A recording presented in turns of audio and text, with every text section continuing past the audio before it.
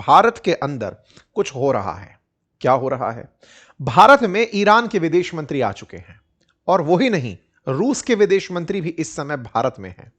Iran जो कि अपने विदेश मंत्री को पाकिस्तान, चाइना, ओमान, तमाम देशों की यात्रा करवा रहा है, आज वो भारत की यात्रा पर है।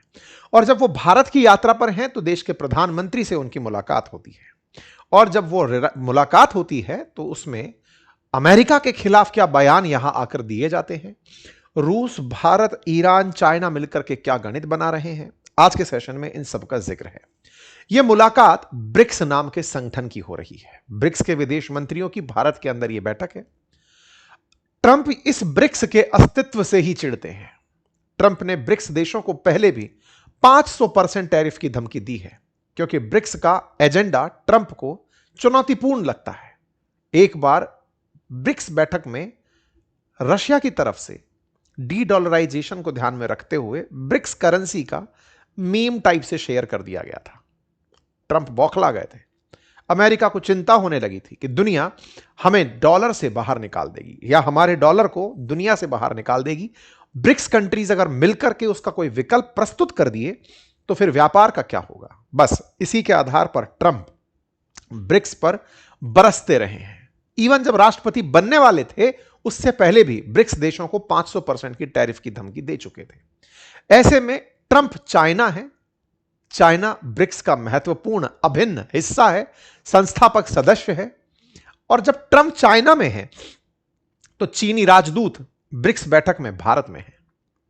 ऐसे में आज के सेशन में चर्चा बहुत खास है कि ट्रंप को ब्रिक्स का स्वाद चखाने में ये जो घटनाएं रची गई हैं इनका क्या महत्व है।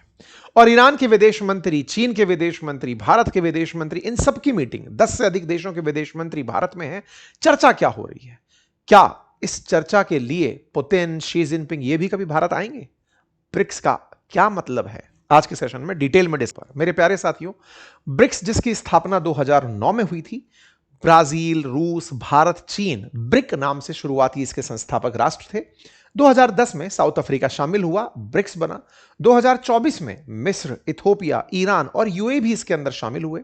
2025 में इंडोनेशिया और सऊदी अरब इसमें शामिल हुए, और कुल मिलाकर के अब कुल 11 देश इसके अंदर शामिल हैं। इन 11 देशों में से अभी जिसका मामला थोड़ा सा गड़बड़ चल रहा है, दैट इज सऊदी अरेबिया। तो कुल मिलाकर के 10 सदस्य इफेक्टिवली फिलहाल वर्किंग है, क्योंकि सऊदी अरेबिया की तरफ से अभी कंफर्मेशन नहीं आया है।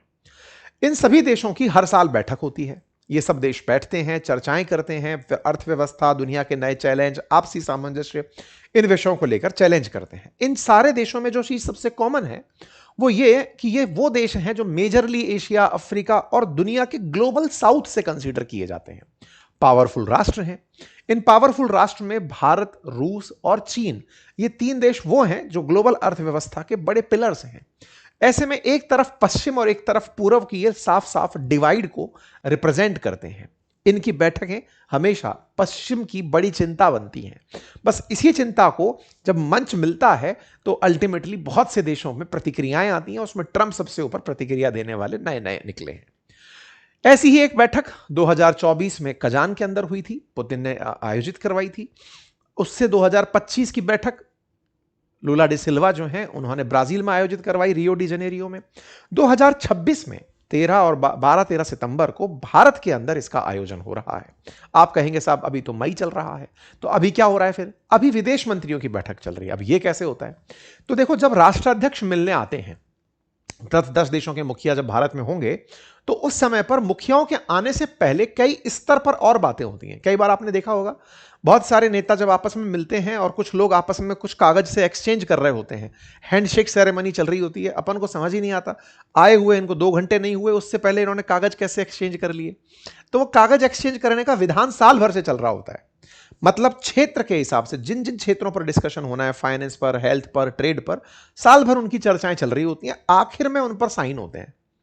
उनके लिए साल भर अलग अलग मीटिंग्स चल रही होती हैं, सेक्टोरल वर्किंग ग्रुप्स देशों में यात्रा कर रहे होते हैं। जैसे भारत ने मान लीजिए ब्रिक्स की इस बार अध्यक्षता करनी है, तो भारत में सब देशों की तरफ से रिप्रेजेंटेटिव आएंगे अपने अपने स्तर पर। जैसे हेल्थ वाले हेल्थ वालों से बात करेंगे, ट्रेड वाले ट्रेड वालों से, वो एक बार में वो बैठक संपन्न हो गई। फिर आते हैं शेरपा, मतलब कि साहब मैं रिप्रेजेंटेटिव हूं अपने राष्ट्राध्यक्ष का, बताओ क्या क्या व्यवस्थाएं रहेंगी, क्या मुद्दे रहेंगे, क्या कॉमन एजेंडा रहेगा जो हम डिस्कस करेंगे। वो मीटिंग भी हो चुकी है। फिर आते हैं विदेश मंत्री। विदेश मंत्री राष्ट्राध्यक्ष से पहले आकर पहुंचते हैं। तो मई में इस समय सारे विदेश मंत्री आए हुए हैं। इसके बाद जब सितंबर में मीटिंग होगी, उस समय पर राष्ट्राध्यक्ष आएंगे, पुतिन आएंगे, शी जिनपिंग आएंगे, ये सब लोग भारत आकर पहुंचेंगे। हर साल अलग अलग देशों में ऐसी मीटिंगें होती हैं। प्रधानमंत्री मोदी भी इसी तरह एक यात्रा में गए थे। ठीक है, विदेश मंत्रियों की बैठक है, तो भारत चूंकि होस्ट कर रहा है, तो हमारे विदेश मंत्री ने सबका वेलकम किया। सारे राष्ट्राध्यक्ष जो विदेश मंत्री आए हैं, उनको इन तस्वीरों के माध्यम से पहले रिसीव किया गया। बढ़िया से आप देख सकते हैं तस्वीरों के माध्यम से। बाकायदा वेलकम में सबसे ज्यादा चर्चा जो रही वो ईरान की रही, अनडाउटेबली, क्योंकि ईरान अभी ताजा ताजा जुड़ा ही है। 2025 में जुड़े ईरान के विदेश मंत्री जब भारत आते हैं तो मिनाब 168 से आते हैं। ये वो जहाज की रिप्रेजेंटेशन है जिसमें अमेरिका ने अपनी टॉमहॉक मिसाइल से एक स्कूल के अंदर निर्दोष 168 बच्चियों की जान ले ली थी। ईरान इस बात को हर जगह रिप्रेजेंट करने के लिए अपने हवाई जहाज पर मिनाब 168 लिखवाकर उड़ रहा है। मतलब सिंपल है कि दुनिया को यह बताया जाए कि ईरान अमेरिका के उस नरसंहार का विरोध कर रहा है जो उन्होंने जिनोसाइड के रूप में ईरान में किया, जो सत्ता के खिलाफ प्रयास किए उसके खिलाफ है। तो अरागची इसी तरह का रिप्रेजेंटेशन यहां लेके पहुंचे ताकि दुनिया में चर्चा हो कि ईरान पर हमला हुआ है, ईरान ने हमला नहीं किया है। बाकायदा इनका वेलकम होता है भारत के अंदर। प्रॉपर तरीके से मीटिंग जब शुरू होती है तमाम विदेश मंत्रियों के साथ, हमारे विदेश मंत्री ने बाकायदा वार्म वेलकम के साथ सभी का स्वागत किया, सभी से मुलाकातें की।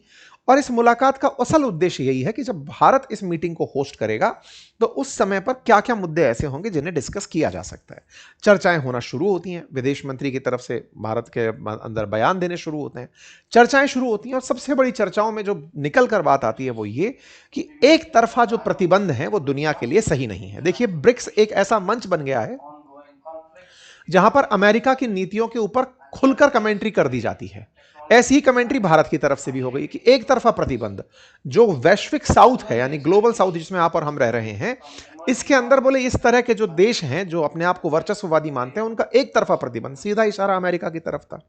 उभरते हुए विकासशील देशों को इस तरह की चुनौतियां पेश करना ठीक नहीं है। ब्रिक्स को चाहिए कि वो प्रभावी तरीके से इन सब चीजों से निपटे। भारत के विदेश मंत्री ने अपनी बातें रखी, लेकिन विदेश मंत्री से ज्यादा जिस बात का इंतजार था वो ये कि भारत ने ईरान के विदेश मंत्री से क्या सुना। तो ईरान के विदेश मंत्री की बारी आई। उन्होंने सीधा सीधा कहा कि देखिए, हम पर हमले हुए, साल में 2 बार हम पर हमले हुए। एक संप्रभु राष्ट्र पर इस तरह के जो हमले हुए वो हमने देखे, हमारे सैनिकों ने शहादतें दी, लेकिन इस तरह के हमले दुनिया में और तो और इस मीटिंग में बैठे हर देश ने महसूस किए हैं।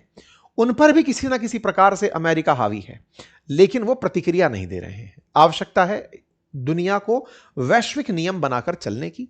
ईरान ने अपने ऊपर आए हुए आरोपों में एक ही चीज बोली कि साहब, अब जो अर्थव्यवस्थाएं या जो वर्चस्ववादी ताकतें हैं वो जिस तरह से गिरती हुई जा रही हैं, वो छटपटाहट में नुकसान दे रही हैं। इशारा ट्रंप के ऊपर था। एक बहुत ही अच्छा पॉइंट इन्होंने बोला कि a wounded animal will desperately claw and roar on its way down. जब कोई इस तरह का जख्मी जानवर बर्बाद हो रहा होता है, खराब हो रहा होता है, तो वो सबको जख्म दे रहा होता है। तो अमेरिका का बोले बिहेवियर बिल्कुल वैसे ही है। ये दुनिया को इस तरह से ट्रीट कर रहा है क्योंकि उसका वर्चस्व अब चुनौती में आ गया है। दुनिया के और देश तेजी से बढ़ते हुए आगे आ रहे हैं। ईरान ने अपनी बातों में साफ कर दिया कि वो किसी भी प्रकार से गैर कानूनी विस्तारवाद और युद्ध उन्माद का शिकार रहा है और सबके खिलाफ रहा है। ईरान ने कहा कि दुनिया में असल में नया वर्ल्ड ऑर्डर बन रहा है और दुनिया के देशों को यह पसंद नहीं आ रहा है। ईरान की विदेश मंत्री की जो प्रमुख बातें थी उसमें उन्होंने हमलों का जिक्र किया। उन्होंने कहा कि हम पर IAEA ने, तमाम लोगों ने, एजेंसीज ने जो दावे दिए वो गलत थे। हमारे बारे में कहा गया कि हम ऐसा कर रहे हैं जो कि फैक्ट से मैच कर ही नहीं रहा था। ईरान और कई देश जबरदस्ती दबाव बनाने और युद्ध जैसी नीतियों का सामना कर रहे हैं।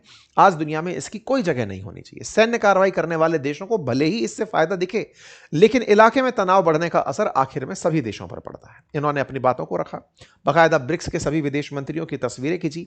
तस्वीरों में सारे के सारे लोग एक दूसरे के साथ काफ़ी अच्छे से हम मिलते दिखाई दिए, लेकिन इस तस्वीर में भारत के प्रधानमंत्री के द्वारा भी विदेश मंत्रियों के साथ मुलाकात की तस्वीरें आई, जिसमें सरगेई लेवरोव जो रूस के विदेश मंत्री थे, इनके अलावा ईरान के विदेश मंत्री के साथ मुलाकात, इंडोनेशिया के विदेश मंत्री के साथ मुलाकात, सबके साथ मुलाकात की तस्वीरें निकल कर आई। अरागची से सबसे ज्यादा जो इंतजार था बात का, वो था कि स्ट्रेट ऑफ हॉर्मुज पर क्या ख्याल है। इन्होंने कहा वो तो सभी के लिए ओपन है। असल में ये इस बयान को दे कैसे पाते हैं सभी के लिए ओपन है, क्योंकि आगे चल करके अमेरिका ने ब्लॉकेट लगा रखा है, तो इनने ओपन कर रखा है, तो बोले आगे बोले हमसे अगर कोई भी सही से बात करके निकलता है, it's open for all commercial vehicle who cooperate with us. हमारी नेवी के साथ जो भी कॉपरेट करता है उसके लिए ओपन है। तो साहब इनको कॉपरेशन का मतलब क्या है, अब ये तो यही जाने। ऐसा सवाल मैं क्यों पूछ रहा हूं?